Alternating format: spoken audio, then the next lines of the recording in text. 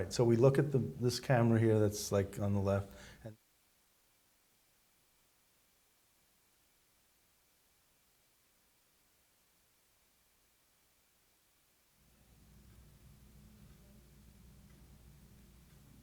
Shalom. Welcome to the Jewish View. My name is Rabbi Nachman Simon with the Chabad House of Delmar, together with my co-host Mark Kronich of Statewide News Service and jbiztechphilly.com. We have a very, very special guest with us, Mr. Larry Zimbler of the Small Business of Albany. Larry, welcome to the Jewish View.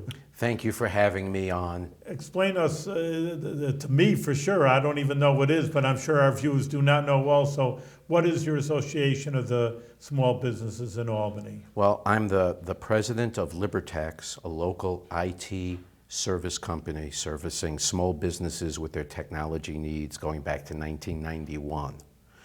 About 8 years ago, we partnered with Microsoft to introduce the idea of a local event targeting small business owners to help them run their businesses, whether it be with technology or services or knowledge. And that was the beginning of smAlbany, the event.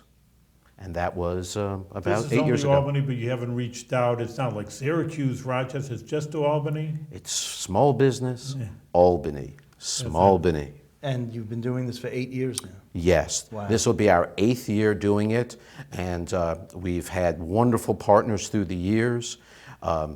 We've been working recently with the SUNY College of Nanoscale Science and Engineering, which has recently merged with SUNY IT.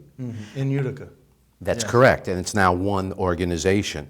And their location on Fuller Road is where the event will take place. It will take place July 17th from 8 in the morning till 4 in the afternoon. And it's free?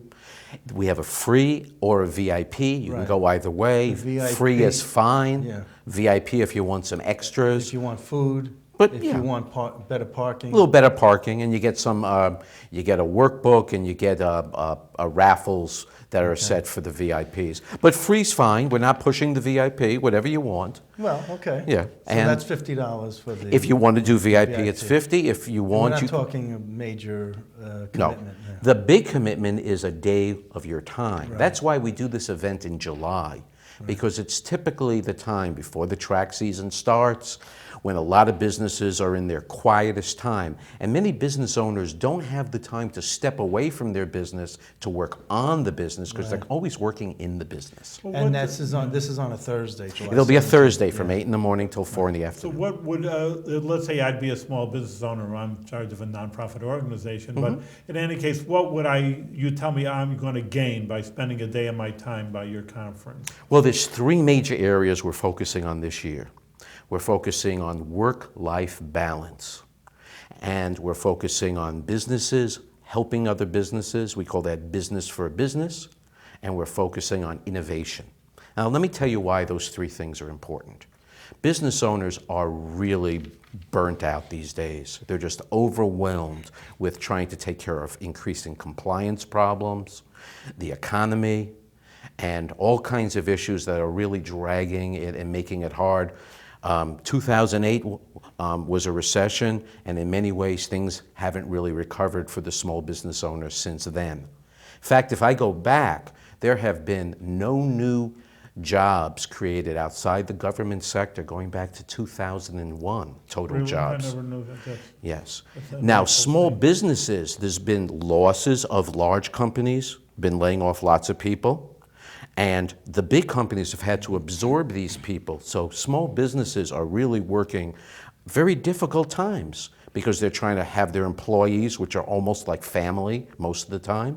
They're trying to make them, the business succeed in a very difficult time. So July, we do an event. We do it every July at that quiet time, and we say, step away from your business for one day and see if you can learn some things that you can bring back for the balance of the year to end 2014 in a strong way.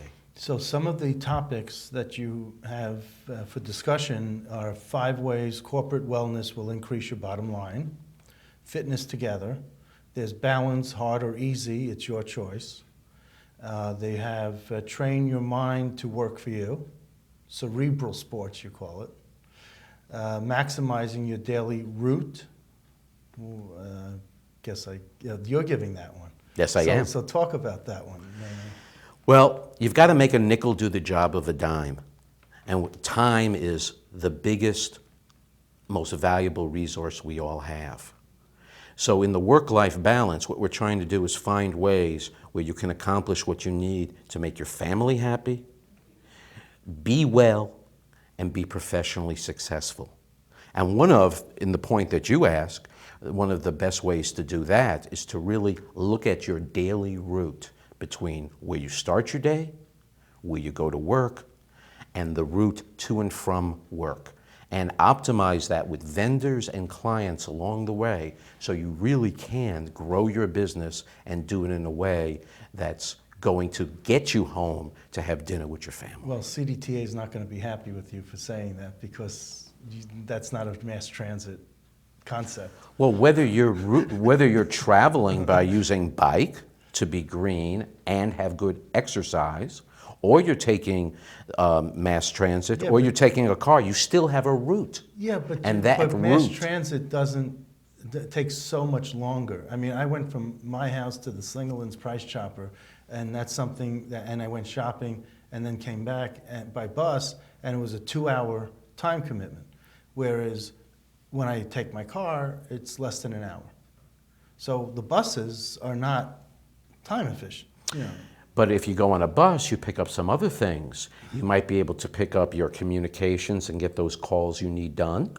You might be able to get on the internet and do the work you need to do or the studying. So there is a balance. Okay. But everyone has their own route. And if you find things along the way that are going to enhance your value, in the case of the bus, maybe you get off the bus or stop early, accomplish something and get back on and finish it. Right.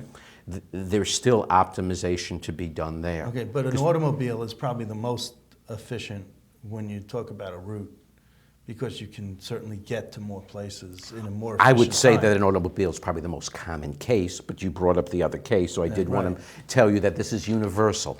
Okay. As long as you have a place you start and a place you end, you have a route. And many people are even working out of their own house, which in many ways is really compressing that. Larry, you're not making money on it, obviously, because... No, it might be. This is a service that we have provided to our clients, and the biggest reason that we have done it is because knowledge empowers business owners to change the way they do business. But getting that knowledge can be very expensive. So what we've done is reached out to local and national experts to come in so that the business owner has a convenient place to come. If they can focus for that one day, they can really leave and make a good profit for their time. But you're not paying, I mean, this isn't costing you personally. This costs money to operate. There's a lot of expenses. Yes, and then you get corporate sponsors to pay those expenses. Hopefully. Right. We all hope to break even. Okay, so there has been a less than positive balance on the spreadsheet? We've had some years where we've laid out money in order to make it work. We've had some years we've had a little surplus. Okay. I'd say on the whole, if you consider the time Yeah. that is involved in operating it, Yeah. it's more of a labor of love than it is a profit experience. Okay. Yes. So then you also have work-life balance, tips and techniques, careers in transition. Bootstrap your startup, and web design, how to save time and money. It's always good. Innovation, how will it grow your income? Upstate New York premiere of new product, Poly Innovations. That's correct. That's the name of, there's going to be an upstate New York launch of a brand new technology that will be very helpful for all businesses, including small businesses, and will reshape the way education is held in the classroom, and I also believe for businesses, the way that they educate their staff. And do you want to give us any other insight into that? I'd go a little deeper. I'd like to save something for the launch, but the basic idea is this. Rather than you going into We a get the exclusive. You can get the early peak. Get the early peak. The early peak on this is, rather than going to the classroom and trying to multitask, which is not a very good tip for process for productivity, Right. wouldn't it be great if you could really focus on what the teacher's doing and all the notes and everything that everyone says is gathered up digitally, put into a file that you can then listen to later, gets translated into words, and can also be translated from different languages into words so that you have text and you're not struggling to take notes. You can focus on what's really going on. And that's what that particular tool does. And I think that that's helpful not just for an academic situation. I think that's very helpful for trying to educate employees on new techniques and building innovation within companies. And how is that different from what people who can't really hear on the telephone and then they have the words typed out for them on a little screen on the phone, different from what you just described? Well, the biggest difference is in that what you've described, that gives some benefit to that one individual person, Yeah. but it doesn't allow the person who's teaching the class to manage the process, All right. build a file, engage people after the fact. Plus, it doesn't leverage the various microphones that are in the classroom. I see. With this technology, if you run the application on your phone, that microphone on your phone then becomes the input into the master file. Someone's in another corner, they're there, they just leave their phone on the table with the app running, that microphone is in it. So it becomes the set of information. So there's an app for this too? Absolutely. Yes, it is. It does have an app. It has There's a an app central. for that. Yes, it has an Okay. app for that. Then the last program is... And Yes. from an affordability point of view, you may think this sounds like expensive technology. Not at all. Very affordable to even the smallest of businesses. Sure. And that innovation will be launched in upstate New York at this event. Okay, looking forward to it, at 2 o'clock. Okay, then you have EAP programs, why your company needs it. What are EAP?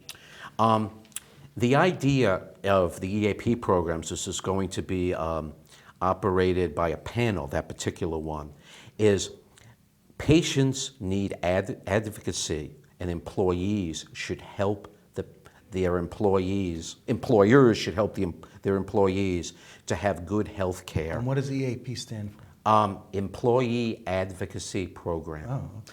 Now, the point of that is, how often is a worker or a business owner thinking a good portion of their day, what I've got to get home in order to take care of this family member because they have needs, or I'm worried because this family member has an issue that has to be addressed. That takes away from the firm's productivity.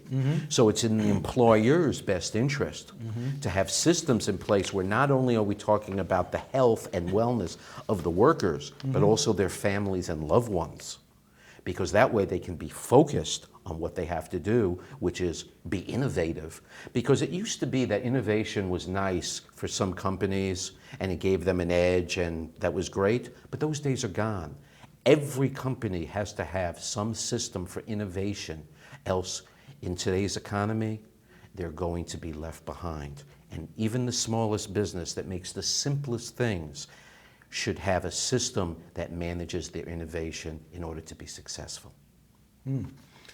Wow, that's No, very I well just- said. I No, really- that yeah, really no, is. it's excellent. What is your background? What, My background? not just the IT background, but where did you go to college? Where did you... I went to SUNY Albany. I have a degree in math from SUNY Albany. I have a degree in economics from SUNY Albany. Then I went to RPI and I got my master's in business administration. Then I had been managing a technology business. I was the general manager, and I started my own service business at that point when I was done with that schooling. I picked up a Microsoft Certified Systems Engineer along the way. And in the world that we live in, it's constant education, where we're probably spending 15% of our time in some form of training, picking up additional certifications. That's a little bit about my educational background. Oh, But you know, just a few things. One, you're getting me so excited. I say I'm in charge of a nonprofit organization. Do you have nonprofits going there? Do you think it Absolutely. would be helpful? You know, some people ask me the question, what is a small business? What's the difference between a small business and a big business? And I like to say The difference is really very simple. In a small business, if you make a mess, you clean up the mess. In a big business, if you make a mess, it's someone else's job to make up the mess. And although that's a nice, funny story, in many ways it's very true. That accountability issue, that issue of being lean, that issue of making a nickel do a job of a dime, is really what distinguishes successful small businesses from their enterprise peers. In many ways, their enterprise peers look for those cultural items and want it in their business and struggle with the issues that you have from a large business. Don't do that because that's that person's job. Yeah. Don't do that because if you do it, that person won't have a job. Right, I heard So that, yeah. it's That's that a government- mindset. That's a government mindset, by the way. Well, that's probably the largest enterprise there is in that sense. So if you have a successful nonprofit, I would make the argument your culture is probably not much different than a successful small business, and the choice is whether you want to be in a situation where you're focusing on the politics to be successful, or whether you're going to be in a situation where you're focusing on innovation and productivity and getting everybody to work together to do something that hasn't been done before. And our focus is on the second case. You know, it's interesting. I mean, actually, I go to the first question I asked you. Again, it sounds so good. Why do you continue with Albany? It's something that I would think any city would be good for. Why do you only limit yourself to Albany? Any city, New York, really United States? It In sounds other like words, why don't you something- license it out and make it happen in other areas without it costing your personal time because you have a business to run?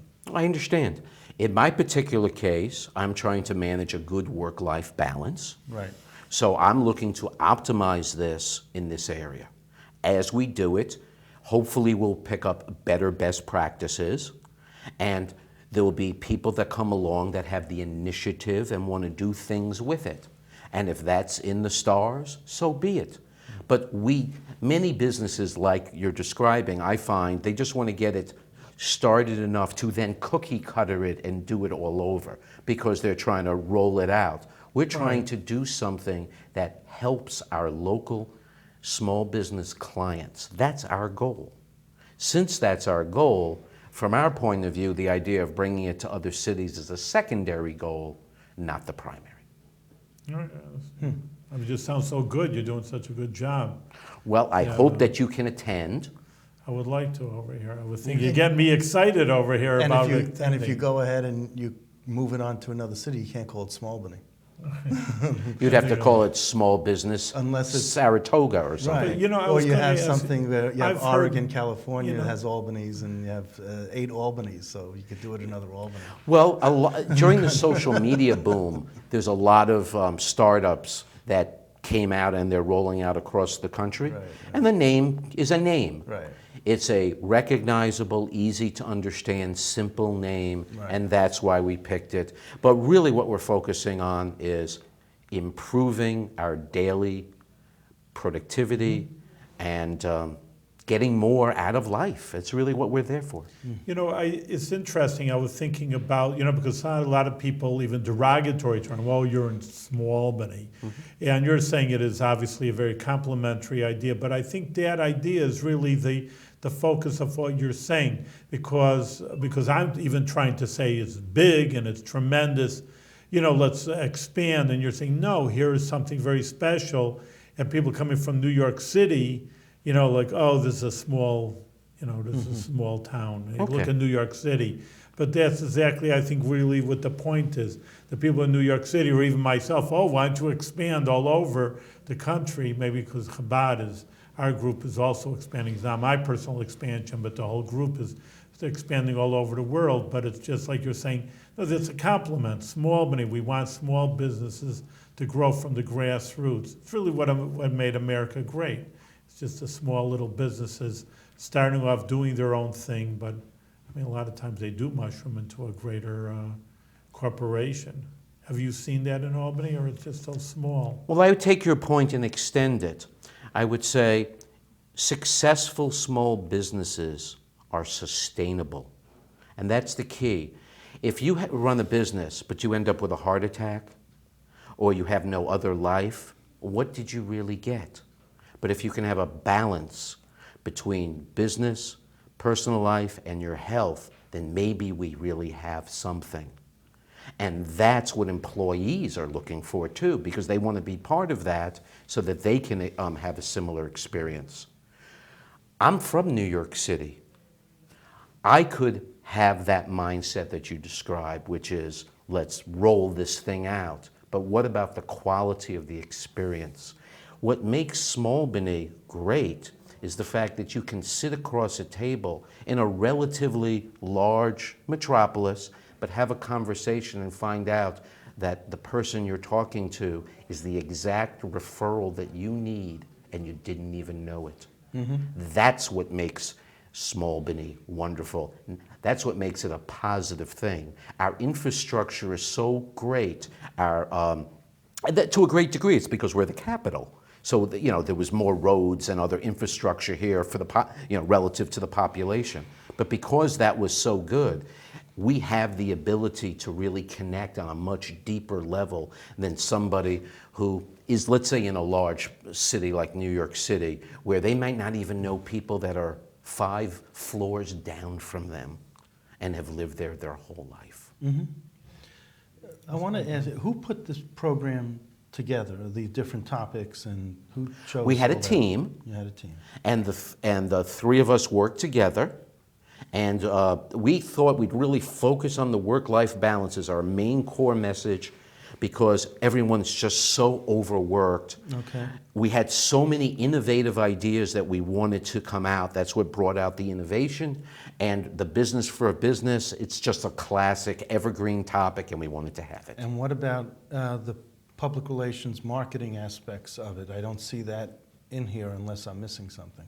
Well, I think you have a press kit there. If not, we'll send you the press kit. No, I don't have a press kit, but I just downloaded this off the So, website. but It doesn't look like there's a PR Right. marketing component to these lectures. Right. So if you took it off the website, what we'll do is make sure you have the press release set, because that was sent out to the various press Right. channels. The relationships with the press, combined with social media, combined with radio, we're working with clear channels to Right. get the message out. Right, but There what is our press message. No, what I'm talking about, not so much your Sorry. press message, is what about having a session on telling the business owners how to deal with the media and how to deal with their marketing and public relations? If you like that idea and you'd like to participate, we could talk about that offline. I see. I think that's an interesting conversation. We wanted to focus on operations this year. That's what it looks like. A little bit less But in the marketing, because there's a lot of marketing But I think options. telling people how to get into the newspaper and how to present themselves in front of a camera is very important in terms of how they, in terms of their operations and how people know about their company, and will improve, and quality people will then gravitate towards a certain company, and it'll be improving the operations. Improving one's marketing does raise the C so that there's some cash flow increases, and it improves everything. That's an additional topic. We focused on that in the past, and Yes. this year we're a little bit more in the operations end. Okay. But if you'd like to roll up your sleeves, we'd love to work Mark's with our you. man already. He's our media man. You know, I have a we- media survival kit that I've created. If you can package it as a workshop, Yeah. then I think we We might have something to talk We about? have something to talk Okay. about. You know, Larry, actually, I appreciate is a lot what you're talking about, because of course I deal with many members of the Jewish community, to say the least. And, you know, personally, I see the Sabbath or, come for services. Oh, I'm too busy. And then I see, they confide to me their personal problems, and like you say, their marriage or their kids are going down the tubes. And these people are very successful out in the world, and, they're missing a major component in their lives. Well, they're super successful and they're making money, high salaries. But if you don't have a marriage and you don't have a family, then, and like you say, you don't even have your health. So what was it all for? What did you achieve? And I think the major word, and what you're saying also, is the balance. You want to make a good living, but and you want to have a good family life also. So that balance is, I think, very important what you're trying to achieve. Thank you. And without the balance, it's not sustainable. That's the point I would add to what you're saying, because we can all shoot, but we don't want to be a one-trick pony. If you're trying to build a successful career, you have to get everyone involved, your family members and your body and your motivation to get where you want to go. Who set up the speakers for this seminar, for this day-long seminar? Well, what we did was we had a session, and it was operated by a facilitator where we came up with topics, and then we reached out to experts that we knew who could cover those topics and brought them in. So I'm wondering about the Amy Imler. She's a retail registered dietitian for ShopRite. Absolutely. Why her over, let's say, a Price Chopper dietitian? Because we reached out to her, and she responded in a timely fashion and said that she would participate. Okay. There's so much time in the day, Right. and we reach out, put out a wide net. You do. And you work with who responds and wants to have interest with you, and we'd love to partner with all people on the subject. What's good about her particular contribution as a registered dietitian, she'll be able to make specific recommendations to people that come by her table about their own needs and point to what they can do to change and improve their lifestyles so they have the energy to be productive. Well, I'm going to look forward to seeing her because I need some of that energy. I'll tell Amy you're coming. Okay. Besides your workshop, which other of these excite you personally as a small business owner? I think what excites me is being able to take 8 hours of time, have different subjects come in, and not leave feeling overwhelmed. And that's what we've really worked so that at the end you should feel more energy and be excited. And in this case, if you want, you can leave with a checklist. So you'll actually establish goals between taking a self-assessment so that you can figure out what areas you want to grow. Maybe I want to work a little bit more on the health. Maybe I want to work a little bit more on the family. Maybe I want to work on this part of my business. Meet the people there that can help you with that specifically, establish goals, then end the year better, then come back next year, bring the booklet, and compare what you have achieved in the last year, Right. and set new goals. So it's that continuity and not being overwhelmed with information that excites me the most. But which one of these seminars would you go to, would you get excited about and say, I got to go to this because this There's is... just too many. It's like, which one of my children Is it? would I want to go to for a holiday dinner? It's a difficult question. I ask difficult questions. I expect It's- answers. I think the thing that excites me the most is being able to leave with a checklist Right. and talk to the experts, because that's actionable information. Leaving an event and not feeling overwhelmed is rare. How many events have you gone to and you go, I got 1,000 ideas, but I don't know what to do next, and then you go and the phone rings and it's completely out of your mind. That is what we're trying to set up so that that doesn't happen. So you leave plan A, plan B, plan C, checklists, and you can stay on track. That excites me because it's very easy to get pulled by this particular person, discuss something. And is this how you made your business so successful? I would say this is what we're all students trying to learn. When I've done a good job, I've achieved a lot more than when I haven't. But I can't say that I'm an expert at that. Okay. I can say I'm a student like everyone else. All right, now Libertex, your company that you started, that's on Western Avenue in Yes. Albany near Crossgates. We're opposite the Crossgates Mall. We're a Right. technology service company. Well, but one of the components, I guess, on a basic level is that you fix computers.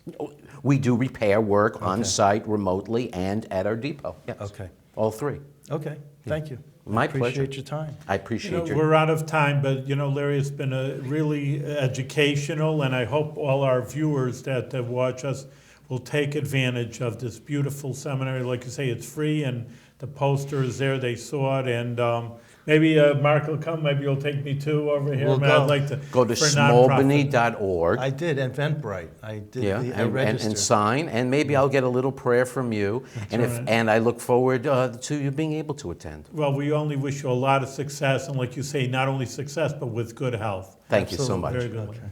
Thank you.